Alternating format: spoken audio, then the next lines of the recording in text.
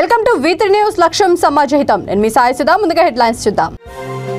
MLC పాడి కౌశిక్ రెడ్డిపై వెంటనే FIR నమోదు చేయాలి. ముదిరాజ్ సంక్షేమ సమితి రాష్ట్ర కార్యదర్శి గోనెల కుమారస్వామి డిమాండ్.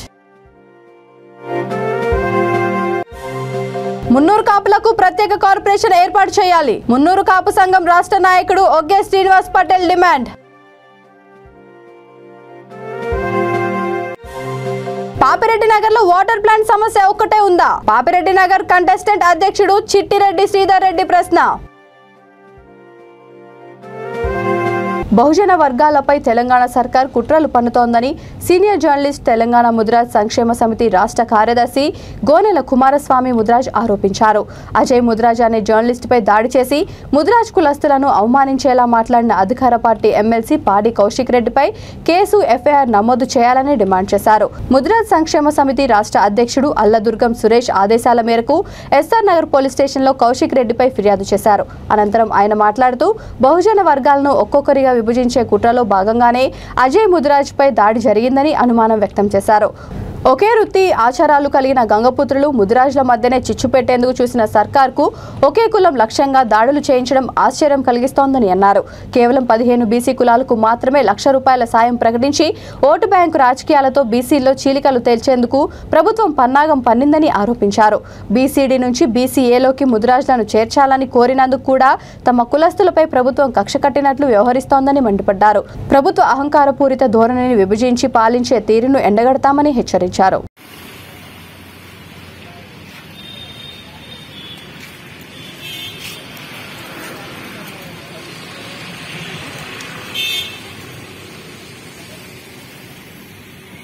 మున్నూరు కాపులకు తెలంగాణ ప్రభుత్వం కార్పొరేషన్ ఏర్పాటు చేయాలని మున్నూరు కాపు సంఘం రాష్ట్ర నాయకుడు ఒగ్గే శ్రీనివాస్ పటేల్ డిమాండ్ చేశారు. హైదరాబాద్ ఇందిరా పార్క్ వద్ద మున్నూరు కాపు ఆత్మగౌరవ మహాధర్నా నిర్వహించారు. ఈ సందర్భంగా ఆయన మాట్లాడుతూ తెలంగాణ ఉద్యమంలో మున్నూరు కాపులు కూడా పాల్గొన్నారని గుర్తు చేశారు. మున్నూరు కాపులో 4 మంత్రులు 4 ఎమ్మెల్యేలు ఉన్నా తమ కులానికి ఏమీ చేయడం లేదని ఆవేదన వ్యక్తం చేశారు. అన్ని కులాల వారికి ప్రభుత్వ పథకాలను ఇచ్చినట్టే 23% ఉన్న మున్నూరు కాపులకు ప్రభుత్వం తక్షణమే కార్పొరేషన్ ఏర్పాటు చేసి ₹1,00,000 పథకాన్ని అందజేయాలని కోరారు. ఈ కార్యక్రమంలో రాష్ట్రంలోని అన్ని జిల్లాల మున్నూరు కాపు అధ్యక్షులు, కార్యదర్శులు, నాయకులు, కార్యకర్తలు తదితరులు పాల్గొన్నారు.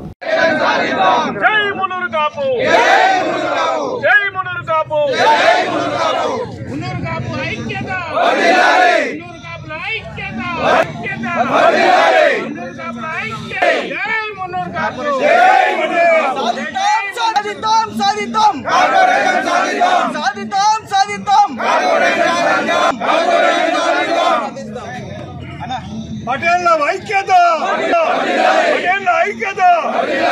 జై మున్నూరు కాపు, జై మున్నూరు కాపు, జై మున్నూరు కాపు, జై మున్నూరు కాపు, పటేళ్ల ఐక్యత, పటేళ్ల ఐక్యత. జై మున్నూరు కాపు. నా పేరు ఒగ్గే శ్రీనివాస్ పటేల్. ఈరోజు తెలంగాణ నలుమూలల నుంచి కార్పొరేషన్ కోసం మేము మున్నూరు కాపు కార్పొరేషన్ కావాలని చెప్పేసి ఇక్కడ ధార్నా చౌక్లో ఇందిరా పార్క్లో ధారణ చేయడం జరిగింది. ఇక్కడికి తెలంగాణ నలుమూలల నుంచి గ్రామ మండల నియోజకవర్గ నాయకులంతా కూడా ఇక్కడ విచ్చేసి పొద్దున్న నుంచి ఉదయం నుంచి సాయంత్రం వరకు సంఘీభావం తెలియజేయడం జరుగుతుంది. మా ప్రధాన డిమాండ్ ఏంటంటే 1930లో మాకు మున్నూరు కాపు కుల సంఘం అనేది ఉంది. అప్పటికి కొన్ని కుల సంఘాలు కూడా లేవు. కానీ అప్పటి నుంచి తర్వాత తెలంగాణ ఏర్పడ్డ తర్వాత కూడా తెలంగాణలో కూడా మా బతుకులు మారుతాయని చెప్పేసి మా మున్నూరు కాపు సోదరులంతా కూడా తెలంగాణ ఉద్యమంలో బలిదానాలు చేసి ఆత్మత్యాగాలు చేసి అనేక పోరాటాలు చేసి సాధించుకున్న తెలంగాణలో మున్నూరు కాపులకు అన్ని కులాలకు BC కులాలకు ఇచ్చినట్టుగా అన్ని కులాలకు BC కులాలకు ఇచ్చినట్టుగా యాదవులకు బర్రెలు కానీ గొర్రెలు కానీ ముదిరాలకు చేపలు కానీ ఇట్లా అనేక విషయాలు ఇచ్చినప్పుడు కూడా ఎవరం కూడా సపోర్ట్ చేయలేదు. ఎందుకంటే మా BC సోదరులంతా కూడా బాగుండాలి, మేమంతా BCలంతా ఒకటిగా ఉండాలని చెప్పేసి మేము అనేక మంది 23% ఉన్న మున్నూరు కాపులు కూడా వారికి సహకరిస్తూ ఏ ఇబ్బంది లేకుండా మేమందరం కూడా సైలెంట్గా ఉన్నాము. తర్వాత కుల వృత్తులలో కూడా ₹1,00,000 వీరు ఎటువంటి ప్రాతినిధ్యం మాకు ఇవ్వలేదు. తర్వాత 9 ఏళ్ల పాలనలో మా మున్నూరు కాపులు చెప్పుకోవడానికి 9 మంది రాజకీయ నాయకులు శాసనసభలో ప్రాతినిధ్యం వహిస్తున్నారు. 4 ఎమ్మెల్యేలు 4 ఎంపీలు మన ఎంపీగా ఉన్నారు. వీరందరూ కూడా ఒక BC మినిస్టర్ ఉన్నాడు. ఇచ్చే స్థాయికి మా BC మినిస్టర్ ఉండాలి అనుకున్నాం.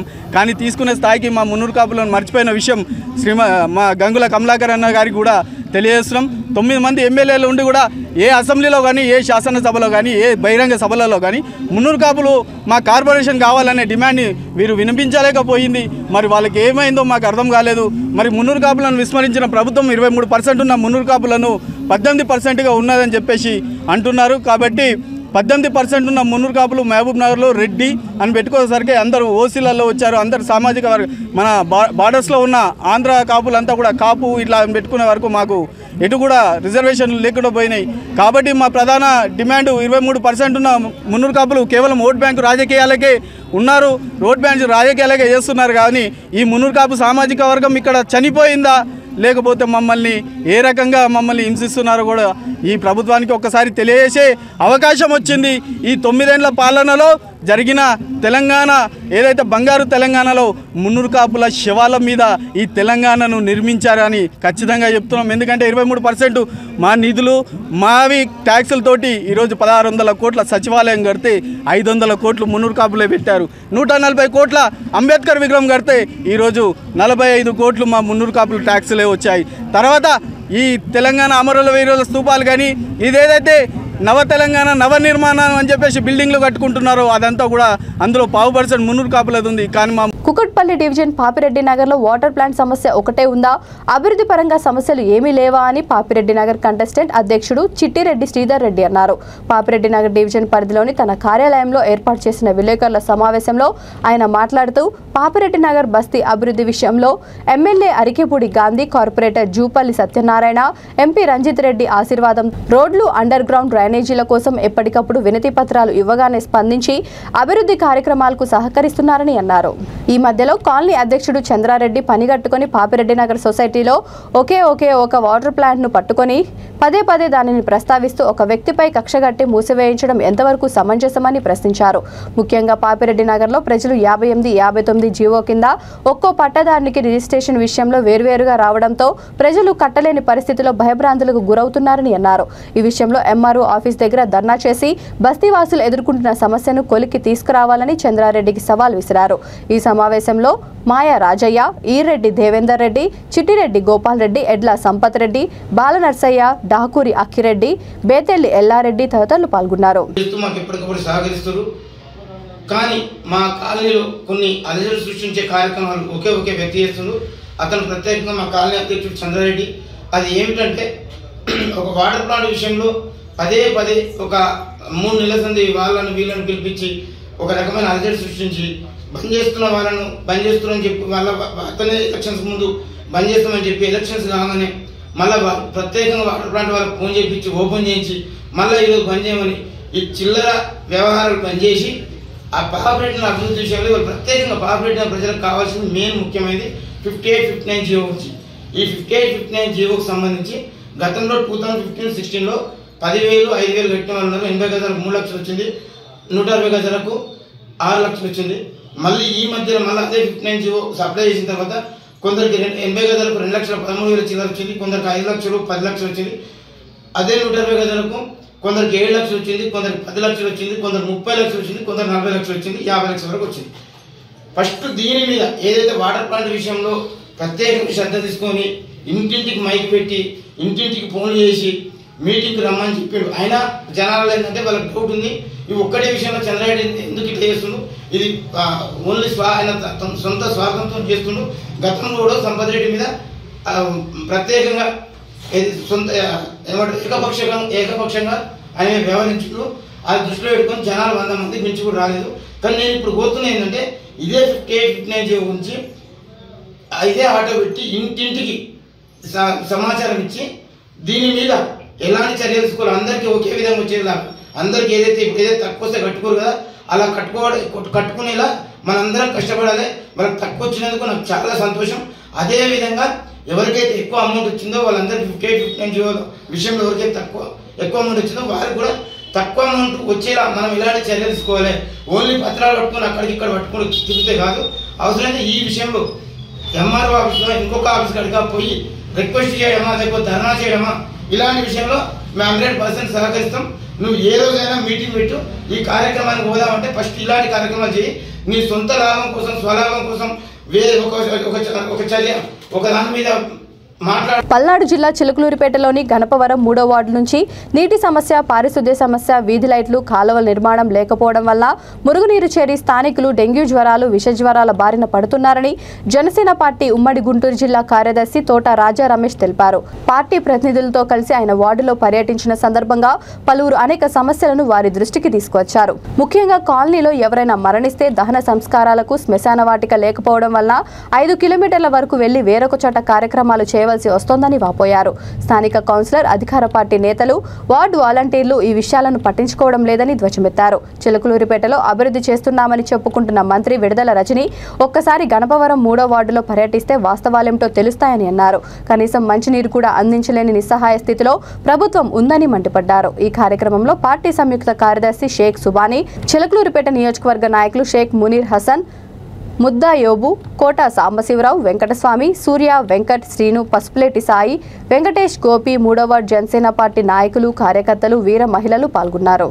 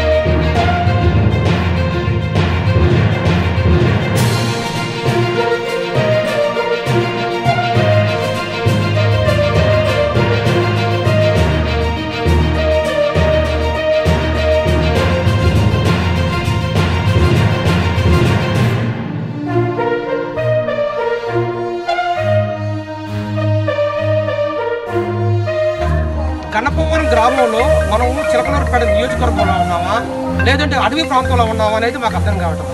ఎవరిని పెట్టినా మేము కూలీనాలు పని చేసుకునే వాళ్ళమి, కంపెనీలు కూడా పని చేసుకునే వాళ్ళమి, ఏ టైంకి నీళ్లు వస్తాయో రావడం లేదు. బుక్కుడి మంచినీళ్ళు పట్టుకోవాలన్నా ట్యాంకర్ల దగ్గర మేము ఒక్కొక్క రిమ్ము చేసి 50 రూపాయలు పెట్టి మేము కొనాల్సి వస్తుంది అని ప్రజలు వాపోతున్నారు. ఒక పక్క నీళ్ల కోసం వెయిట్ చేస్తే కంపెనీలు పోయేవాడు సగం జీతం కోల్పోవాల్సి వస్తుంది. మేజర్గా మాకు నీళ్లు తక్కడం లేదు అని వారు చెప్తుంటే అసలు నిజంగా స్థానిక శాసనసభ్యురాలు రజని గారు మనం ఎక్కడ ఉంటున్నాము, అభివృద్ధి చేస్తున్నాము, మేము చిలకలూరిపేట ఇటువంటి ప్రజలకి సుపరిపాలన అందిస్తున్నామని చెప్తున్నారే.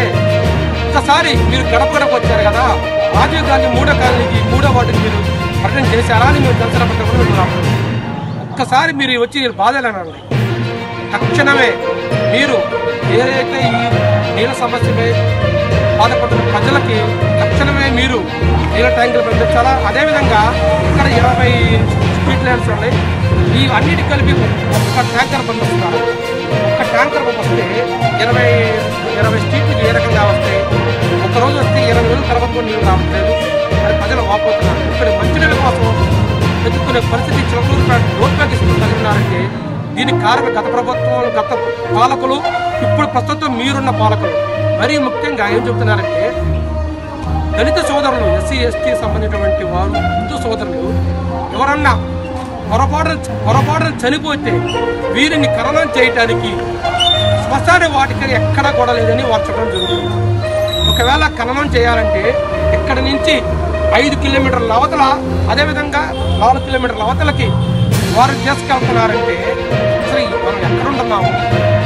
మనిషి బతకడానికి ఏ విధంగా కష్టపడుతున్నారు? చనిపోయిన తర్వాత కూడా ఆ శరీరాన్ని తీసుకెళ్ళడానికి ప్రజలు చాలా ఇబ్బంది పడుతున్నారు. అందరూ చెప్తున్నారు ప్రజలు. గత ఎన్నికల ముందల మంత్రి గారు వచ్చారు, రజని గారు వచ్చి ఇక్కడ శ్మశాన వాటికి హామీ చేశారు. మేము అధికారంలోకి వచ్చిన మరుక్షణమే ఇక్కడ శ్మశాన వాటికి స్థలం కేటాయిస్తాము, మీకు అన్ని ఏర్పాటు చేస్తామని వారు చెప్పారని చెప్పారు.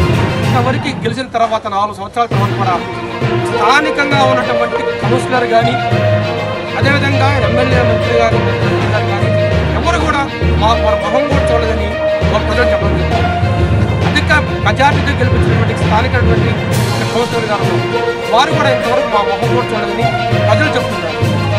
మిమ్మల్ని గెలిపించిన పాపానికి ప్రజల్ని కనీస ఇచ్చే దుస్థితి కూడా లేకపోవడం చాలా దౌర్భాగ్య స్థితిగా ఉంది. ఇక్కడ తక్షణమే వీటిపై జనసేన పార్టీ పోరాటం చేస్తుంది, వారికి బాసటగా నిలుస్తుంది, వారి తరఫున పోరాటం కూడా చేయడం జరుగుతుందని తెలియజేసుకుంటూ తక్షణమే మీరు కానీ వీటిపై స్పందించకపోతే మేము వీటిపై ఉద్యమాలు కూడా చేపడతామని తెలియజేసుకుంటూ సాధిస్తాం. జై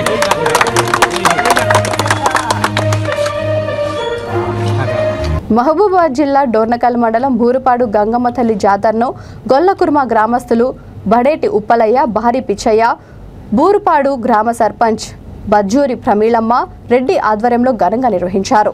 ఆరుద్ర మాసంలో మొదటి వారంలో నిర్వహించే ఈ జాతరలో ఊరేగింపుతో ఎల్లి ఆటపాటలతో గ్రామ పెద్దలు, గొల్ల కురుము సంఘం ప్రతినిధులు పాల్గొన్నారు. వానలు మంచిగా కురవాలని, మంచి పంటల దిగుబడి రావాలని మొక్కులు చెల్లించుకున్నారు.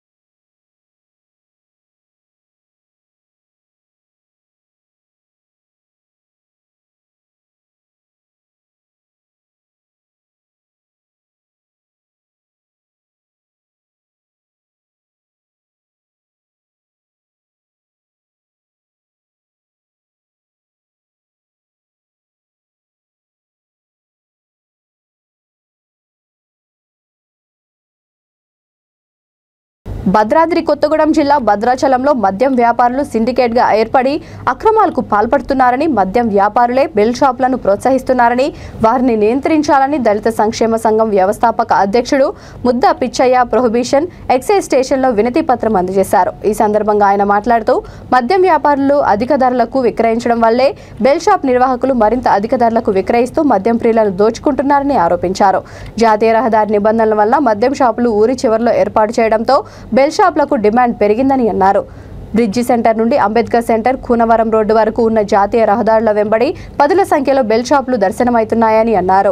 ఈ బెల్ షాపులకు జాతీయ రహదారి నిబంధనలు వర్తించవా? ఒక బస్టాండ్ పరిసర ప్రాంతంలోనే 10 బెల్ షాపులు ఉన్నాయంటే అర్థం చేసుకోవచ్చని వ్యాఖ్యానించారు. అదేవిధంగా జాతీయ రహదారులకు 500 మీటర్ల దూరంలో మద్యం దుకాణాలు ఏర్పాటు చేయాలని జీవో ఉంటే ఈ రోజున మద్యం వ్యాపారస్తులు సిండికేట్గా మారి ఒక కొత్త రకమైన మద్యం దందాకు భద్రాచలంలో తెరలేపారు. అది ఏ విధంగా అంటే మద్యం వ్యాపారులందరూ సిండికేట్గా ఏర్పడి మద్యం దుకాణాలు మొత్తం ఊరు చివరన ఏర్పాటు చేసుకున్నారు. ఊరు చివరన ఏర్పాటు చేయటం వల్ల భద్రాచలం నడిబొడ్డున, పట్టణ నడిబొడ్డున బెల్ట్ షాపులకు డిమాండ్ పెరిగింది. ఈ బెల్ట్ షాపులు జాతీయ రహదారి వెంబడి బ్రిడ్జి సెంటర్ నుంచి అంబేద్కర్ సెంటర్, అంబేద్కర్ సెంటర్ నుంచి కూనవరం రోడ్డు వరకు దాదాపుగా 10 సంఖ్యలో బెల్ట్ షాపులు దర్శనమిస్తున్నాయి. జాతీయ రహదారుల నిబంధనలు మాత్రం ఈ బెల్ట్ షాపుల విషయంలో మినహాయింపు ఇస్తున్నారు అధికారులే. ఇదే కాకుండా ప్రభుత్వ కళాశాలలో, ప్రభుత్వ పాఠశాలలు, ప్రభుత్వ కార్యాలయాలు అతి సమీపంలోనే మరి ఈ బెల్ట్ షాపులు దర్శనమిస్తున్నాయి. దళిత సంక్షేమ సంఘం ఆధ్వర్యంలో గత సంవత్సరం నుంచి ఇప్పటి వరకు దాదాపుగా 5-6 సార్లు ఎక్సైజ్ శాఖకు ఫిర్యాదులు చేసినా కానీ అధికారులు నిమ్మకు నీరెత్తినట్లు వ్యవహరిస్తున్నారు. అంటే అర్థం ఏంటంటే ఇక్కడ మద్యం వ్యాపారుల సిండికేట్లకి అధికారులు దాసోహం అంటున్నారు, మద్యం మత్తులో జోగుతూ ఉన్నారు అని అర్థమవుతుంది. కాబట్టి ఎక్సైజ్ అధికారులు ఎవరైతే ఉన్నారో ఇప్పటికైనా కళ్ళు తెరవండి, భద్రాచలం యొక్క పుణ్యక్షేత్రం ప్రాముఖ్యతను కాపాడండి, భద్రాచలంలో బెల్ట్ షాపులు నియంత్రించండి, ప్రభుత్వ కళాశాలలో, ప్రభుత్వ పాఠశాలల సమీపంలో మద్యం దుకాణాలు ఉండటం వల్ల విద్యార్థులు ఇబ్బందులు పడుతున్నారు. దేవాలయ పరిసర ప్రాంతాల్లో బెల్ట్ షాపులు ఉండటం వల్ల భక్తులు, ఇతర ప్రాంతాల నుంచి వచ్చే భక్తులు ఇబ్బందులు పడుతున్నారు. ఇప్పటికైనా కళ్ళు తెరవండి, ఇప్పటికైనా ఆ మద్యం బెల్ట్ షాపులు నియంత్రించండి.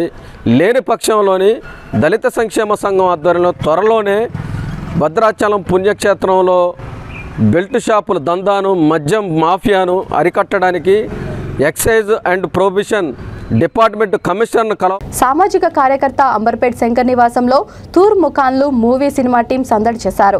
హైదరాబాద్ నేపథ్యంలో శివ కళ్యాణ్ దర్శకత్వంలో కామెడీ సెంటిమెంట్తో కూడిన ఈ సినిమాను వచ్చే నెలలో తెరకెక్కిస్తున్నారు. ఈ సందర్భంగా అంబర్పేట్ శంకర్ నివాసంలో తూర్ ముఖాన్లు సినిమాకు సంబంధించిన పోస్టర్ను అంబర్పేట్ శంకర్ ఆవిష్కరించారు. సినిమా నిర్మాణంలో అంబర్పేట్ శంకర్తో సహకరించారని, నేటి యువతను ఆకట్టుకునే విధంగా ఈ సినిమా ఉండబోతోందని ప్రతి ఒక్కరూ ఆదరించాలని నిర్మాత ఆసిఫ్ జానీ అన్నారు.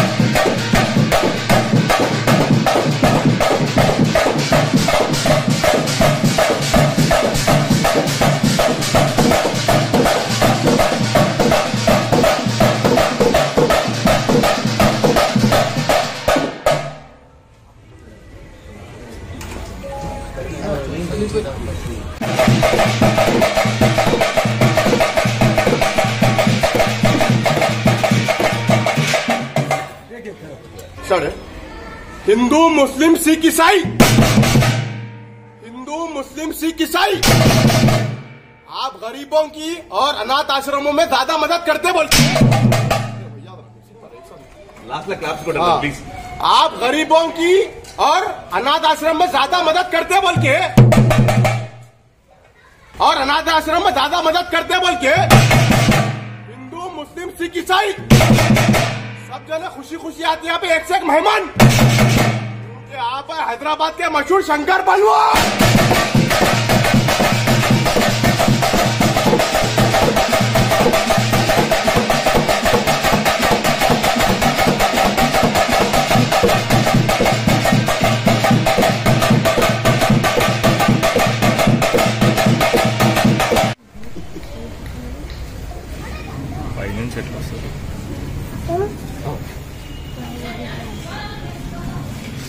వెళ్ళి గోడ్ తెచ్చాడు, లలిత్ అన్న వెళ్ళి గుట్కా తెచ్చాడు, మళ్ళీ శంకర్ పల్వా నన్ను అడిగాడు నువ్వు ఏం తెచ్చావు, అయితే నేను చెప్పినా అన్ని పైసలు ఇంట్లో మర్చిపోయి వచ్చా.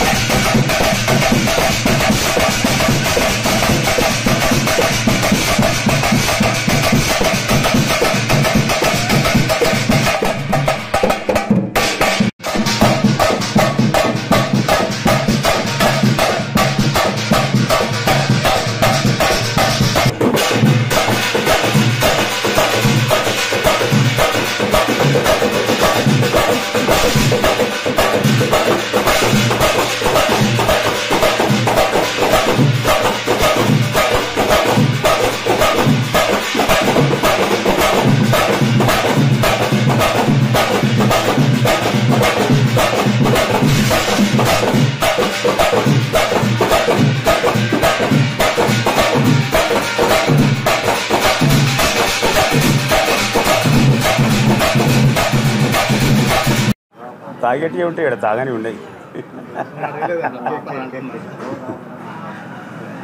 రెడీయా?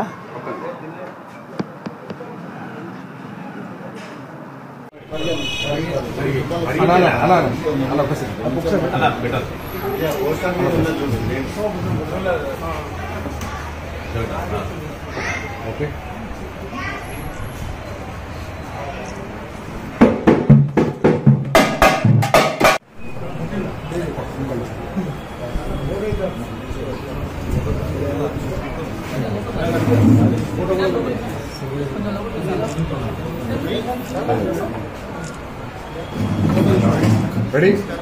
నా నమస్కారం, నా సోదరులు, నా ఫ్యాన్స్ అందరికీ నా నమస్కారం తెలియజేసుకుంటున్నాను.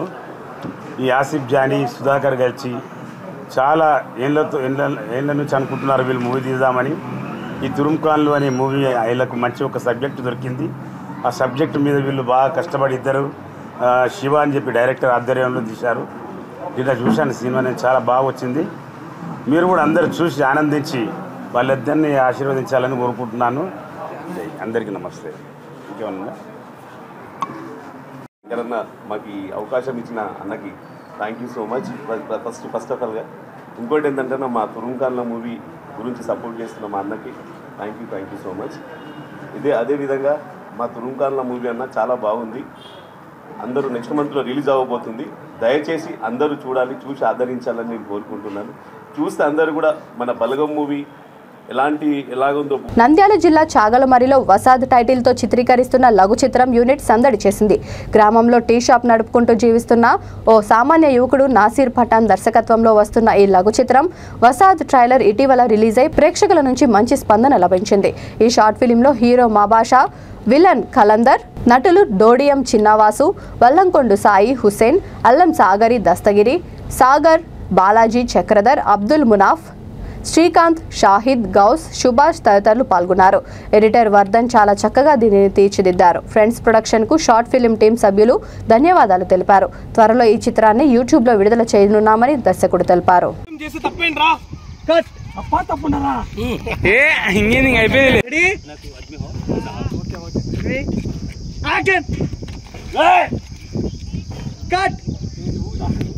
మహబూబాబాద్ జిల్లా చిన్నగూడూరులో బీఆర్ఎస్ నాయకులు కక్షగట్టుకుని విలేకరులపై తప్పుడు ఆరోపణలు చేస్తున్నారని బోయిని నాగేంద్ర, గంగాధర్, అనిల్, గుర్రం నరేష్, జినక శేఖర్ ధ్వజమెత్తారు. స్థానిక బీఆర్ఎస్ నాయకులు తమపై అసత్య, నిరాధార ఆరోపణలు చేస్తూ తమ ప్రతిష్టకు భంగం కలిగించడమే కాకుండా ఎంతో మనోవేదనకు గురి చేస్తున్నారని విచారం వ్యక్తం చేశారు.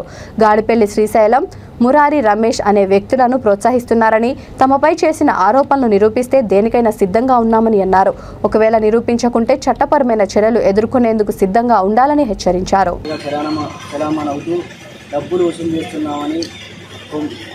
మురారి రమేష్ అలియాస్ రవి మరియు గాడిపల్లి శ్రీశైలం అసత్యపు ఆరోపణలు మీడియా ముఖంగా చేయడం జరిగింది. మేము ఎక్కడైనా డబ్బులు తీసుకున్నట్టు కనుక నిరూపణ చేయాలి. వారు నిరూపణ చేయకుంటే చట్టపరమైన చర్యలకు సిద్ధంగా ఉండాలని హెచ్చరిస్తున్నాం. అదేవిధంగా స్థానికంగా ఉన్నటువంటి గ్రామంలో 100 డబుల్ బెడ్రూమ్ ఇల్లు గౌరవ ఎమ్మెల్యే గారు మంజూరు చేసిరు. ఆ డబుల్ బెడ్రూమ్ ఇళ్లను మేము పేదవారికి మాత్రమే ఇవ్వండి అని చెప్పి సామాజిక మాధ్యమాలలో మా గ్రామ గ్రూప్ అయినటువంటి నా తెలంగాణ కూటరత్నాల వీళ్ళలో చెప్పడం జరిగింది. మేము ఎవరిని కూడా కులాల పరంగా కానీ మతాల పరంగా కానీ దూషించలేదు. దయించి కొందరు మీడియా మిత్రులు, నా సహచర కొంతమంది మాత్రమే మీడియా మిత్రులు వాటిని తప్పు దృష్టితో అసత్య ఆరోపణలు కూడా పేపర్లో రాయడం జరిగింది. దయించి వాస్తవాలను మాత్రమే పరిగణలోకి తీసుకోవాలని కోరుకుంటున్నాను. ఏ రంగులు పూసుకొని కూడా రాయొద్దు బ్రదర్స్. మీరందరూ విజ్ఞులు, ఆలోచన పరులు, ఏం జరుగుతుందో మొత్తం తెలుసు.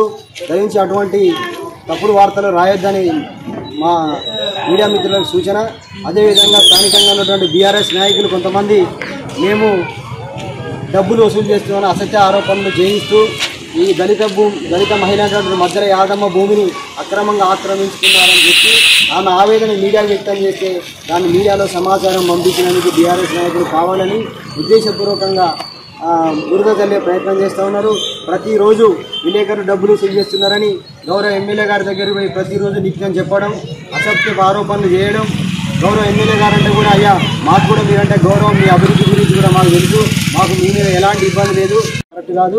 ఏమైనా ఆధారాలు ఉంటే నిరూపణ చేయాలి, ఇదే మీడియా ముఖంగా నిరూపణ చేయాలని విజ్ఞప్తి చేస్తున్నాం.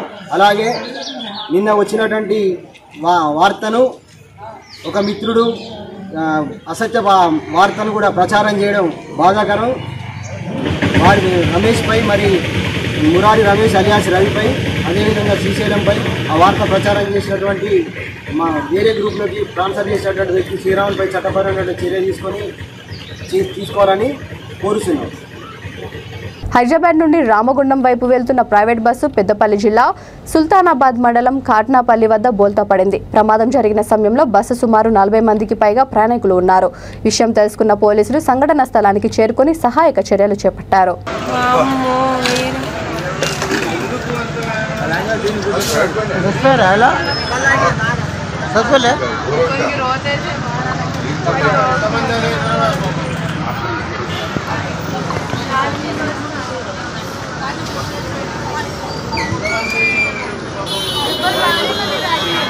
బులెటిన్ ముగించే ముందు హెడ్లైన్స్ మరొకసారి.